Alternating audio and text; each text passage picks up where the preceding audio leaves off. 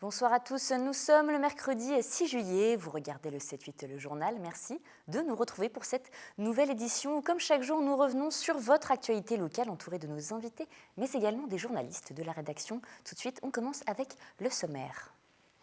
Après le comité interministériel à l'égalité et la citoyenneté du 26 octobre 2015 qui s'est déroulé au Mureau dans les Yvelines, des délégués du gouvernement ont été nommés dans 12 villes de France. Leur rôle, mobiliser de manière coordonnée l'ensemble des dispositifs d'appui au développement des quartiers et à l'amélioration du cadre de vie des habitants. Olivier Vandard a été nommé délégué du gouvernement, il est notre invité ce soir. La réhabilitation de la résidence Renoir à Trappes est en plein mouvement, un projet innovant d'isolation thermique grâce au bois qui s'inscrit dans le cadre de la Convention ANRU signée en 2006. Et dans notre chronique, nous parlerons des jobs insolites de l'été et des activités en plein essor pendant la saison avec notre journaliste Camille Lambert. Et le projet de loi travail est considéré comme adopté en nouvelle lecture à l'Assemblée nationale faute de dépôt d'une motion de censure dans le délai de 24 heures imparti. Cela a été annoncé officiellement ce mercredi par Claude Barthelone après les questions au gouvernement. Le texte va désormais repartir au Sénat. La droite majoritaire y envisage une motion de procédure permettant un rejet du texte sans débat sur les amendements. Le projet de loi, porté, je le rappelle, par la ministre du Travail, Myriam El Khomri, reviendra ensuite une troisième fois devant l'Assemblée, qui aura donc le dernier mot pour une adoption définitive le 20 juillet, avant la trêve parlementaire estivale.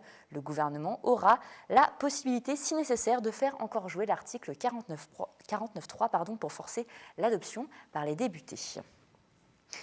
Et nous commençons ce journal avec notre entretien. Nous recevons ce soir Olivier Vandard. Bonsoir à vous. Bonsoir. Merci d'avoir accepté notre invitation. Vous venez d'être nommé délégué du gouvernement à Trappes. Alors Patrice Caner, ministre de la Ville, de la Jeunesse et des Sports, Hélène Geoffroy, secrétaire d'État chargée de la Ville, ont officiellement lancé le 20 juin 2016 ce dispositif et des délégués du gouvernement. 12 communes sont concernées, dont Trappes. Alors ce poste est une nouveauté. Il vient d'être créé. Est-ce que vous pouvez nous expliquer quelles vont être vos missions ? Alors, chaque délégué du gouvernement a une mission particulière, un périmètre. Pour Trappes, il s'agit de la chaîne éducative qui commence, on va dire, à l'arrivée de l'enfant sur Trappes jusqu'à son insertion professionnelle. Donc il s'agit de pouvoir travailler sur cette chaîne éducative avec l'ensemble des acteurs, l'éducation nationale, premier chef, mais pas seulement, l'ensemble des partenaires, la ville, les associations et l'ensemble des services de l'État, avec l'idée de pouvoir améliorer la réussite de chaque jeune sur le territoire. Alors concrètement, comment cela va se passer ? Est-ce que vous allez détecter peut-être un jeune qui a des difficultés, le suivre, alerter les associations ? Comment tout va se dérouler un petit peu ? Alors déjà, il se passe des tas de choses sur le territoire. J'y suis depuis 15 jours et on sent véritablement une mobilisation, un engagement de tous les acteurs. Malgré tout, il y a encore des nœuds, des situations où des jeunes peuvent être des décrocheurs, peuvent être en difficulté scolaire, peuvent être à des moments donnés de leur vie en situation de fragilité. Il s'agit d'abord de faire un diagnostic, de pouvoir observer ensemble ce qui peut relever de difficultés. Et ensuite, après ce diagnostic, il y a une feuille de route avec des objectifs, avec des réalisations visibles, qui, parce qu'on le fera ensemble, avec les acteurs concernés, devraient permettre, en tout cas c'est l'objectif, et je le crois, une véritable amélioration. Alors vous parlez d'objectifs, il y a des objectifs clairement définis, fixés ? On ne peut pas définir des objectifs hors sol.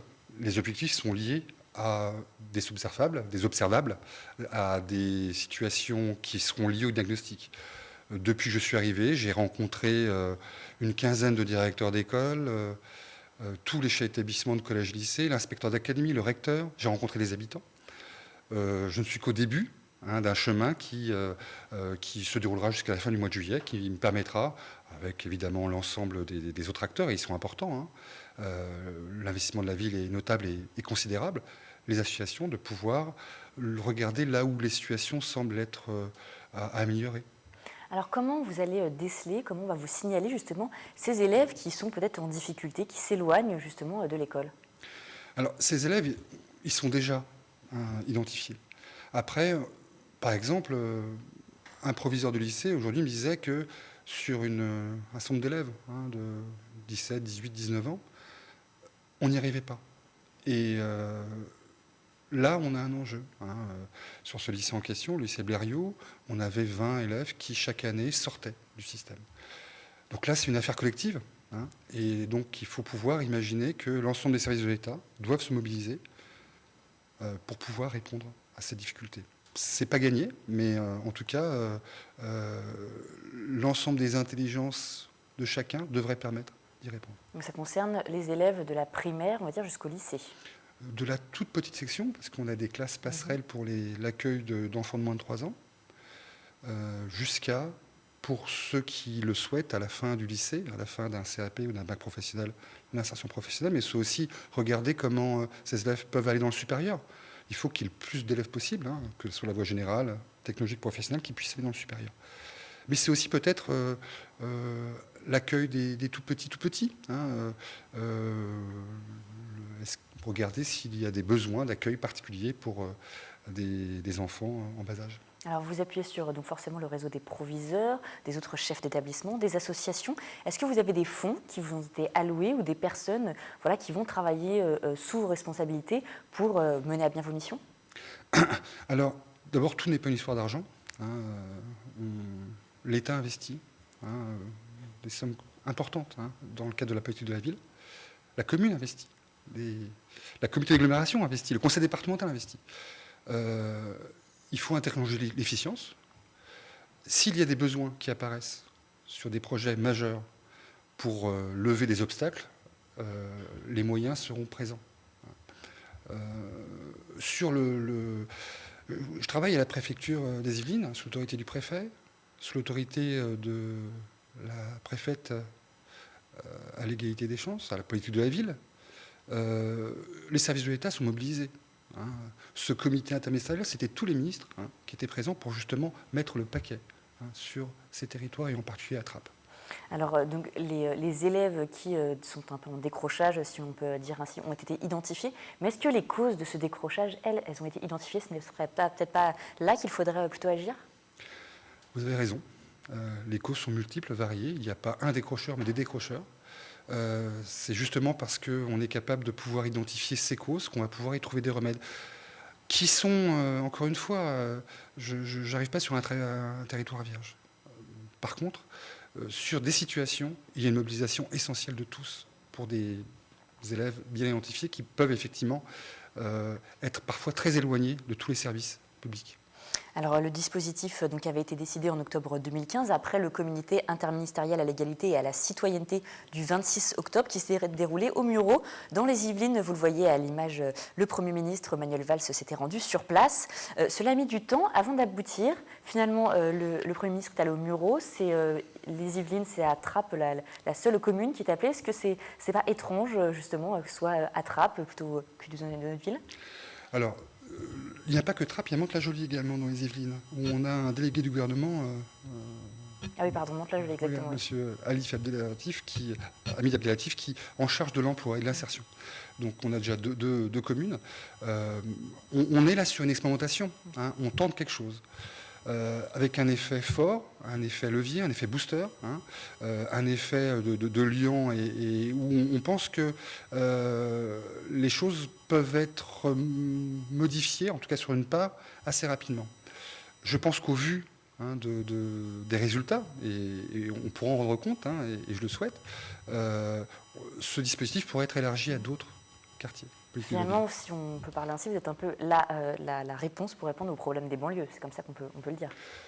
Alors, je pense que c'est une réponse, mais en tout cas, c'est une réponse expérimentale qui se veut déterminée dans cette volonté de travail collectif. Alors, expérimental parce que ça va durer 1 an pour l'instant. Est-ce que vous pensez qu'1 an, c'est suffisant pour mettre justement tout ce dispositif en place et arriver à des résultats? Alors, d'abord, c'est 1 an renouvelable. Et d'autre part, Pour faire vos preuves, 1 an pour faire vos preuves, c'est suffisant? Écoutez, moi, je travaille 13 heures par jour sur Trappes. Je pense que les premiers temps sont essentiels dans tout projet. La conduite du changement, c'est pas le temps long, c'est le temps court. Je pense que j'ai rencontré beaucoup d'acteurs qui étaient déterminés et qui avaient envie que les choses puissent continuer, changer, en tout cas vers le mieux. On a sur le territoire de Trappes des gens extrêmement investis. Alors le chef du gouvernement avait affirmé lors de cette réunion interministérielle vouloir compléter l'arsenal juridique français de lutte contre le terrorisme par une réelle politique de prévention de la radicalisation. Est-ce que ça fait également partie de vos missions ? Ça fait partie, effectivement, à travers la chaîne éducative, on interroge forcément le rapport à la République, le rapport à la citoyenneté. Et en cela, le travail avec l'éducation nationale est entamé. Quelle va être votre première décision, votre première action en tant que délégué du gouvernement à Trappes ? Tout d'abord, mettre l'ensemble des acteurs autour de la table, c'est une première action. Travailler ensemble. Ça sera ma première action. Ce sera votre première action. Pendant l'été, comment ça va se passer ? Vous allez continuer à travailler ? Est-ce que peut-être dès le mois de septembre, il va y avoir une réunion avec des mesures annoncées ou des choses déjà mises en place, des initiatives mises en place ? C'est encore tôt pour le dire, mais c'est en tout cas un objectif pour lequel je travaille dès maintenant. Merci beaucoup Olivier Vantard d'être venu sur notre plateau. Merci et d'avoir répondu à nos questions. Et nous continuons à parler éducation. Depuis hier, les enfants des écoles maternelles et primaires sont en vacances. C'est un jour particulier, justement, pour ces écoles, comme à l'école maternelle Paul Fort à Montigny, le Bretonneux, qui nous a ouvert ses portes. Manon Labatte et Patrick Jacques de Dixmude. Ce mardi, à l'école maternelle Paul Fort, la dernière heure de cours s'est déroulée dans une cour de récréation. Une pause exceptionnellement plus longue pour les élèves avant de se retrouver pour quelques minutes avec leurs institutrices respectives. C'est à partir de 16h30 que les classes vont se vider, un moment particulier pour Madame Négaret, la directrice. Au 1er septembre, je serai retraitée de l'éducation nationale. J'ai fait plus de 32 ans à Montigny-le-Bretonneux, dont 26 ans de direction d'école maternelle. Donc pour moi, c'est une journée effectivement bien particulière. C'est la fin d'une passion, alors à la fois de la joie parce qu'effectivement, je vais partir comme les autres en vacances, et puis aussi de l'émotion parce qu'on ne quitte pas un métier que l'on a aimé comme ça, sans une petite larme à l'œil. Ça sera pour tout à l'heure, 16h30. Un départ regretté par le corps enseignant de l'école et les parents d'élèves. C'est une dernière journée pleine d'émotions. Madame Dégaré part à la retraite. Donc voilà, beaucoup d'émotions. Moi j'aime bien cette dame. Elle m'a aidé beaucoup parce que j'ai un enfant autiste. Elle m'a aidé beaucoup, moi. Tout va bien se passer. Merci. C'est gentil, merci. Au revoir. C'est une famille que j'ai accompagnée pendant plusieurs années puisque j'ai eu tous les enfants qui sont passés par ma classe. Donc c'est sûr que des liens, j'en ai tissé. Voilà. Des adieux chargés en émotions, la directrice se tourne désormais vers le programme Lire et faire lire, un programme d'alphabétisation pour les adultes. Elle emporte avec elle 32 ans de souvenirs. Et nous parlons environnement à présent. Le premier panneau en bois de la résidence Renoir à Trappes a été posé hier. Le projet de réhabilitation des 85 logements sociaux est en marche. Géré par Logirep, ce chantier innovant d'isolation thermique par l'extérieur devrait permettre aux locataires de réaliser des économies de chauffage importantes. Un projet de rénovation urbaine qui s'inscrit dans le cadre de la convention ANRU signée en 2006. William L pour ce reportage. Ces panneaux préfabriqués en bois posés sur les façades extérieures de l'immeuble devraient permettre une économie d'énergie de plus de 300 kWh par mètre carré chaque année. Ce chantier, piloté par Logirep, c'est un projet d'isolation thermique de 85 logements sociaux sur la ville de Trappes qui s'inscrit dans le cadre de l'ANRU, le programme de rénovation urbaine. L'intérêt de ces panneaux, c'est dans un contexte où on travaille en milieu occupé, c'est justement de réduire le temps de pause, donc de réduire le temps d'intervention pour les locataires, de réduire les nuisances pour les locataires. Et ça permet également, comme il s'agit d'une préfabrication, ça permet de limiter les risques de malfaçon lors de la pose. 3 mois seulement sont nécessaires pour la pose de ces panneaux. L'ANRU, la région et le conseil départemental subventionnent ce projet qui s'élève à 5 200 000 €, soit 60 000 € par logement. L'isolation thermique par l'extérieur va permettre de consommer moins d'énergie pour chauffer les logements. Et ce qu'on a prévu aussi sur cette opération, c'est de mettre des panneaux solaires pour chauffer une grande partie de l'eau chaude sanitaire et puis des panneaux photovoltaïques qui vont permettre de produire de l'électricité pour les parties communes de l'immeuble. 229 000 € seront à la charge des locataires, prélevés à hauteur de 15 € par mois sur les loyers, une dépense qu'ils financeront grâce à l'économie réalisée sur le chauffage. Le chantier, dont les travaux ont débuté en janvier 2016, devrait être terminé début 2017. Et les vacances d'été ont officiellement débuté depuis hier. Les bacheliers ont leurs premiers résultats. Les écoles primaires et maternelles sont maintenant fermées. Si cette période rime plutôt avec repos et vacances pour certains, elle symbolise plutôt travail et journée chargée pour d'autres, entre emploi étudiants ou professionnels. Camille Lambert nous a rejoint pour parler de ces métiers pour qui l'été est une période cruciale. Bonsoir Camille. Bonsoir Florane. Commerce, tourisme, restauration, l'été est un moment riche pour l'activité économique du pays. Seulement 56% des 18-24 ans prévoient de partir en vacances selon un sondage réalisé par l'Institut CSA publié le mois dernier. Beaucoup occupent donc un poste à cette période. C'est le cas à Novo Viande où nous avions découvert le métier de brocheteur, un travail qui consiste à préparer les brochettes, l'ingrédient phare du barbecue. Eh bien oui, forcément, on aime tous le barbecue, une cuisine qui est pratiquée par 75% des Français, si on en croit un sondage réalisé par Opinionway en 2014. Alors l'été, c'est donc vraiment une période immanquable pour l'enseigne. La vente de brochettes représente 20% de son chiffre d'affaires annuel. D'avril à septembre, elle emploie donc une centaine de brocheteurs en temps partiel ou à temps plein en fonction de la météo. Un travail purement estival selon Catherine Goller, responsable du Novo Viande de Coignières. C'est très important, c'est vraiment la période de Noël et la période estivale où vraiment on fait un très bon chiffre d'affaires. Donc en fait tout dépend du temps qu'il fait à l'extérieur. Nous on est raccrochés à ça. Il faut quand même être assez dynamique et donc le but c'est d'aller vite mais de faire des très belles brochettes. On est vraiment dans le beau, l'impeccable. Alors, autre ingrédient indispensable pour un été réussi, petit indice, il est sur toutes les tables et surtout dans nos verres. Je veux bien sûr parler du glaçon. Alors, durant cette période, c'est toute une industrie qui œuvre pour qu'il n'y ait pas de pénurie. C'est le moment le plus important pour les livreurs de glaçons. Restaurants, discothèques, poissonneries, 31 millions de sacs de glaçons sont vendus chaque année en France. Nous avons rencontré Omar Aïtmamar. Il est à la tête de Go Glaçons. Après plusieurs années d'expérience dans le domaine, il s'est lancé en tant qu'auto-entrepreneur depuis un an à Manille-les-Hameaux. Alors chaque jour, il transporte 80 sacs, soit plus d'une tonne de glaçons dans ses 2 camions frigorifiques. Le week-end, il peut livrer jusqu'à 30 clients par jour. L'été, c'est vraiment pour lui la période la plus importante. Ça représente plus de 70% de son chiffre d'affaires annuel. Les commandes sont moins nombreuses à partir d'octobre ou novembre. En cubes, en paillettes ou en grains, la glace se vend sous toutes les formes pour tenir au frais un buffet ou égayer un cocktail. On l'écoute par exemple nous expliquer ce qu'est la glace carbonique utilisée dans les bars et par les traiteurs. La glace carbonique, en fait, c'est la glace qui froide à moins 70 degrés.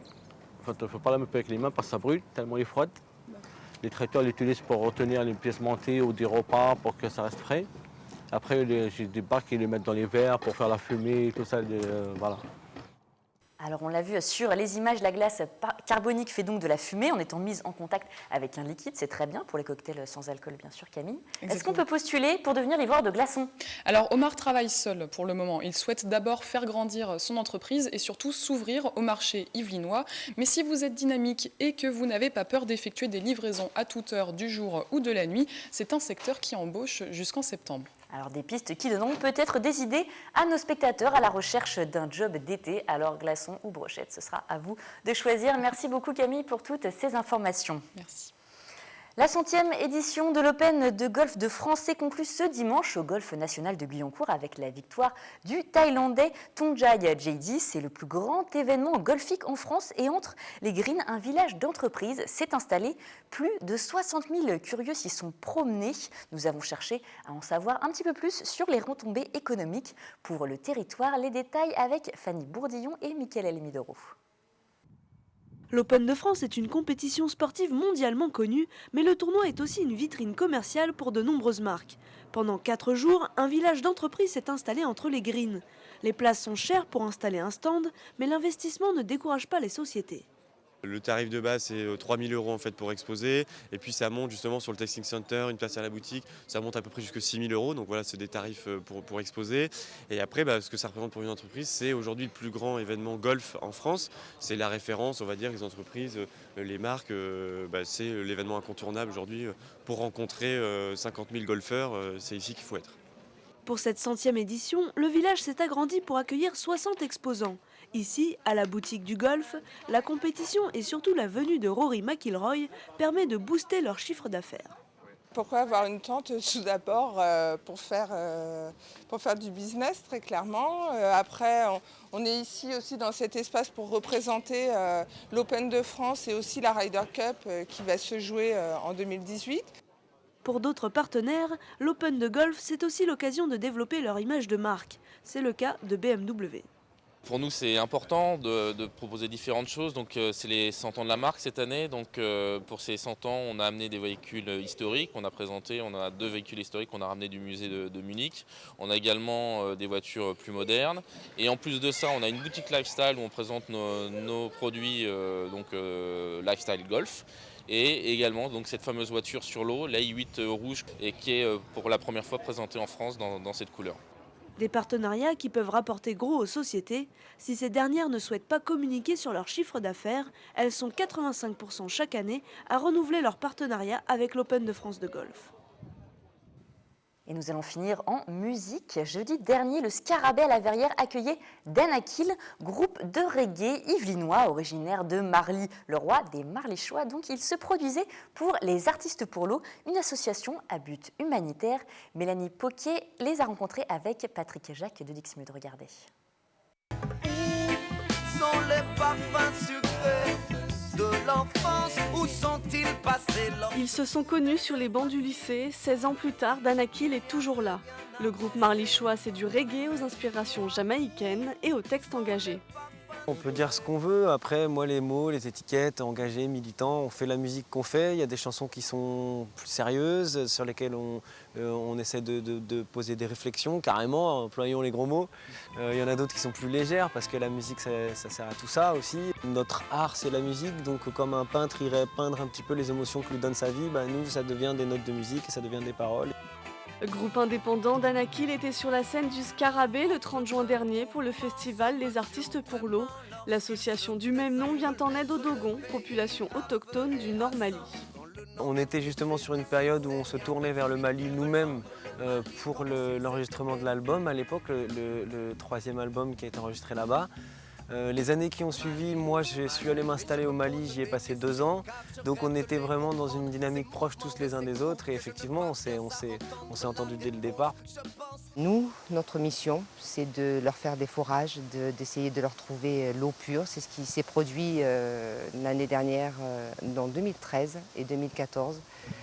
Nous avons développé une ferme avicole et agricole grâce à l'accès à l'eau. On a commencé par un forage qui a donné une eau très très pure. La rue résonne, leur dernier album sortira le 7 octobre. Le premier single, 32 mars, est inspiré par le mouvement Nuit debout. Nous passerons toutes les nuits debout, toutes les journées à réfléchir à tout ça, et nous saurons nous passer de vous. La rue résonne du son de nos voix.